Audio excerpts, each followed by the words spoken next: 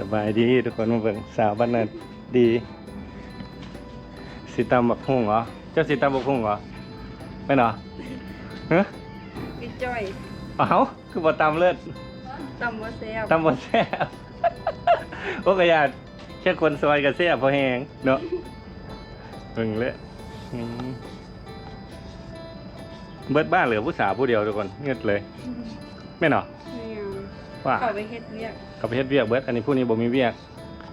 มี ใส่ไฟ แม่บ่ให้ไปให้ดูแลพ่อแม่บ่ เหลือลูกคนเดียวอยู่ในบ้าน คนอื่นหาไปเบิดแล้วไม่เหรอ เด้อ ไอ้น้องไปเบิดแล้ว ไอ้ก็มา ไอ้ก็มาแล้ว อืม มาบ่ได้ ก็มา หาก็มาภาคบ่หรือจังไดไปเฮ็ดเวียกเอ็ดนะ มาพัก อืม วันที่15กับกลับ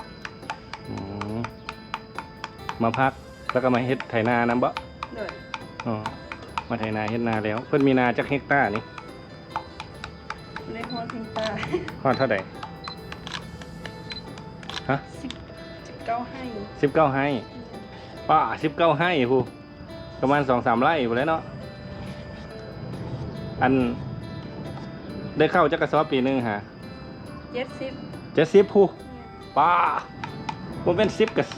บ่เป็นเฮกตาร์นึงเฮกตาร์นึงมัน6ไร่ เพราะว่าบ่ฮอดป้า เข้มร้านอันนี้ ได้ตั้ง80ผู้ เนี่ย ปอด 70 60 เอ็ดได้แต่หน้านี้ได้เนาะหน้าแฮดแรงบ่ได้เฮ็ดเนาะ ว้า บ่ได้หลายขนาดแล้วกระสอบอยู่นี่หาบ่ได้แม่นกระสอบน้อยทุกคนกระสอบโคตรใหญ่เลยเอา80กระสอบนี่คนรวยนี่ฮะรวยเข้าบัดนี้อันนั้นได้ซะอันกินเบิดหยอปีนึงฮะ เบิด เบิดล่ะ เด้อ เนาะ80กระสอบกินจักคน คันไอ้มากอะ5คน อ๋อถ้าบ่มีก็3คน เนี่ย อ๋อ เพราะว่าขายนำดี อ๋อขายน ขาย ำอ๋อลูกสาวก็ลักแบกไปขาย บ่มีเงินตื่มเน็ตเนาะแต่ว่าเพิ่นแม่เพิ่นหาอยู่หากินเก่งแล้วลูกสาวก็มีหน้าที่ไป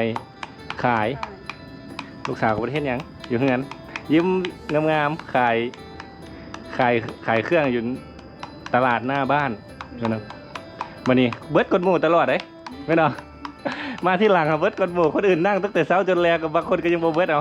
สาวพลอยขี่รถมาจอดปุ๊บนั่งซื่อๆบ่ได้เฝ้าฮอดหน้าร้านซำใดไปนั่งอยู่ข้างหลังผู้ใดมาก็ถามซื้อกับเพิ่นแม่นบ่โอ้ยคนดังเลยสะออ